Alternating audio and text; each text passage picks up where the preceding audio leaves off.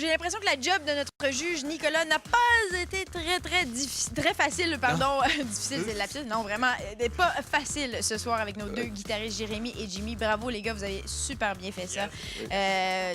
Moi, je dis, on oublie la semaine prochaine. Ce sont nos deux guitaristes. C'est fait. Hein, Nicolas? C'est vrai qu'on pourrait garder les deux qui ont chacun des forces presque égales. Et moi, je l'ai dit hier, je le répète, moi, je suis toujours impressionné. Hein. N'importe qui est capable de gratter une guitare et d'en sortir des sons à peu près harmonieux, ben moi, ça m'impressionne.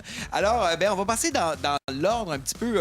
On a eu notre première épreuve du face-à-face où là, je m'attendais à ce qu'il y ait justement des feux d'artifice et il y en a eu. Et on a eu quand même différentes techniques de guitare qui nous ont été démontrées. Je pense que dans la première partie, Jimmy nous a d'abord montré, il s'est fait aller la main gauche pas mal. Ensuite, Jérémy a répondu, tout ça. Ensuite, on a vu Jimmy, presque du Yngwie Malmsteen. Il y avait quelque chose de... C'était assez artistique et assez technique aussi. Ce à quoi Jérémy a répondu par sa meilleure imitation d'Eddie Van Halen. Là, on était vraiment dans le tapping, cette technique là, qui consiste vraiment à se faire aller sur le manche et à taper les cordes comme ça. Ensuite, Jimmy est revenu lui aussi avec du tapping. Donc, on a vu, je pense que je ne sais pas si vous vous influenciez, vous relanciez l'un l'autre.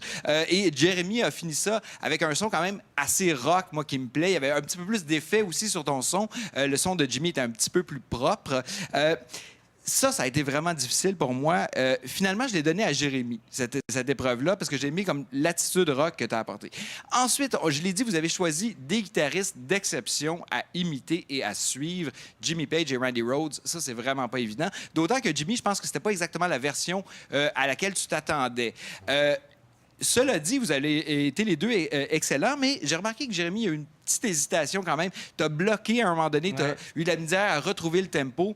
Et je trouve que celui qui s'en est le mieux tiré, c'est définitivement Jimmy. Je te donne donc la deuxième épreuve. Merci. Et là, je le disais, bon, là, il fallait faire du métal. Là, c'est l'égalité. Il fallait faire du métal, ce qui est quand même assez facile, à la limite, avec une guitare électrique. On a un peu d'effet. Et je le disais, faites-en pas trop, je veux du feeling un petit peu. Jimmy, t'es parti tout de suite dans un solo, qui était un solo techniquement quand même assez impressionnant.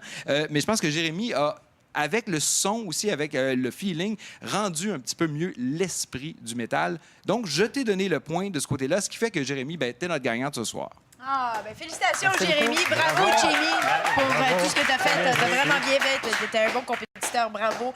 Merci tout le monde d'avoir été là. Merci au public. Et je tiens à mentionner que demain, c'est le volet instruments variés. Donc, on va avoir François, qui est un multi-instrumentiste, mais qui demain va jouer du ukulélé pour nous. Et Audrey-Anne, qui, elle, va jouer du violon. Alors, ça va être la fun demain. Hey, tu pourrais sortir ton gazou. Non, mais là, c'est l'heure de mon solo, Shell.